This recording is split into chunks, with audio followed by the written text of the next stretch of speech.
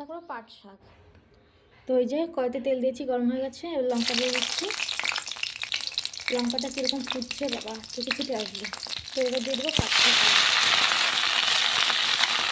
লবণ দিয়ে দিচ্ছি।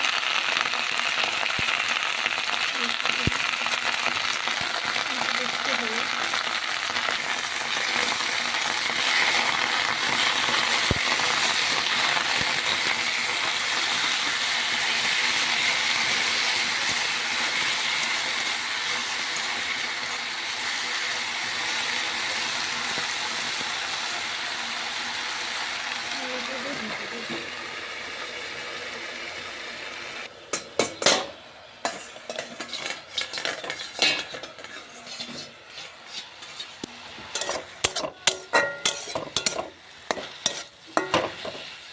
পাট শাক এমন করে ভাজা করে আমার ভাজা হয়ে গেছে, এবার আমি নামিয়ে নেবো।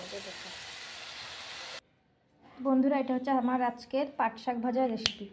আমি হচ্ছে নিরামিষ করে ভেজেছি, সেই জন্য রসুন দিইনি। তোমরা চাইলে রসুন অ্যাড করতে পারো। তেলের উপর রসুন দিয়ে তারপর লঙ্কা দিয়ে তারপর শাকটা দিয়ে দেবে। তো টাটা বন্ধুরা, এখানে আমার রেসিপি শেষ। ভালো লাগলে লাইক, কমেন্ট অ্যান্ড শেয়ার করো। টাটা।